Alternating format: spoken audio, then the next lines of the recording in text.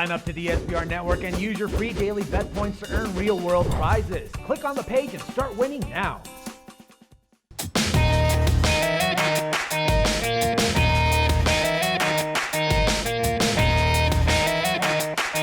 Hi, welcome to SBR Forum Videos. I'm Peter Loshak. We are doing conference previews in conference tournament previews in college basketball right now with Joe Duffy from OffshoreInsiders.com. Joe, tell us a little bit about how things have gone for you in college basketball at your site. It's been a heck of a year. It's been a heck of a 26 years. OffshoreInsiders.com goes back to the score phone days, back to the 1980s. Been a great year, and Mr. March is what they started calling me back in the early 90s. Also the Lord of the Big Dance around the turn of the century. All kinds of hard work, 16-hour days are going to pay off for both of us at OffshoreInsiders.com. There you go, Mr. March. They don't just hand titles like that out for nothing. All right.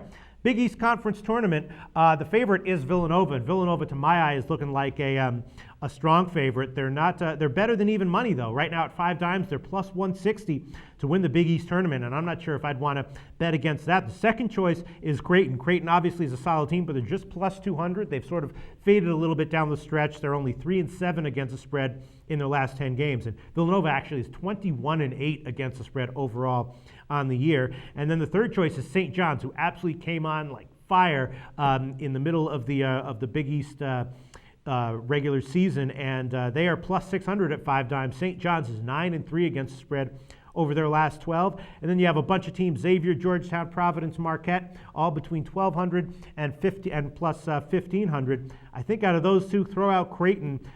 Maybe I'd take Villanova and hedge it with St. John's. What do you think? Yeah, no, Creighton, I mean, they've actually had Notre Dame's number this year. We do love teams that are led by superstars. Creighton certainly has that with Doug McDermott, who is going to become the first 3-time All-American, first-team All-American since Wayman Tisdale. He is one heck of a player, but the downside is you can stop him. You've definitely stopped Creighton. I know they have the guy Raggy, who's a heck of an outside shooter. He's been slumping a little bit as of late, so Creighton's one of those feast or famine teams.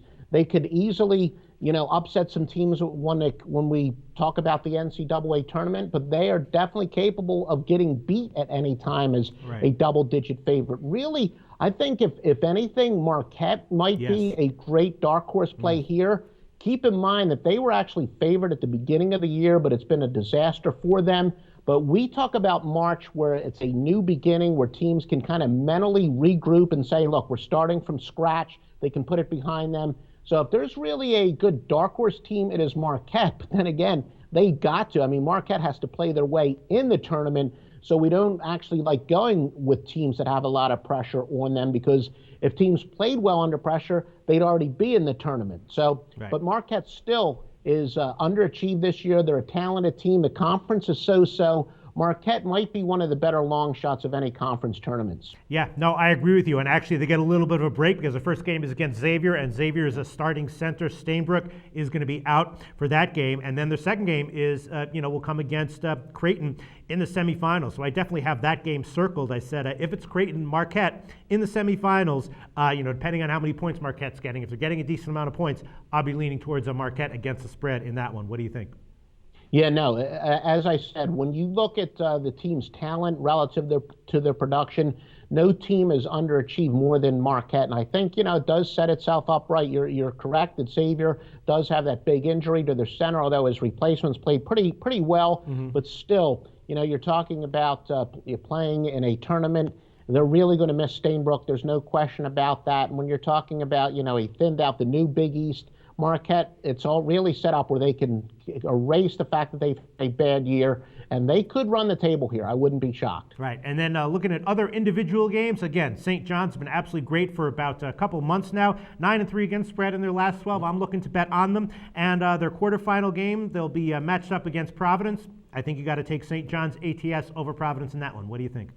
Yeah, and that's a lot of people think that that's a game that, could be going to the winner will be on the right side of the bubble. The loser is out of it. You're right. I do think that there are a lot of myths when it comes to March Madness, but there are some things that are true, and that is teams that are peaking at the right time, and certainly the Johnnies are doing just that. So that's a case where we would probably agree. Okay, and then one other first round game that I think I'm liking, unless you want to talk me off of it. I've been kind of looking to bet against Butler for a while now, and the first round game, Seton Hall, -1.5 over Butler. I already bet that. Is there any reason not to like that quite a bit? Yeah, to be honest with you, we haven't really done our in-depth research of all the first-round games, but yeah, Butler is one of those teams that, because of the success they've had in previous Marches, they could be a bit overvalued.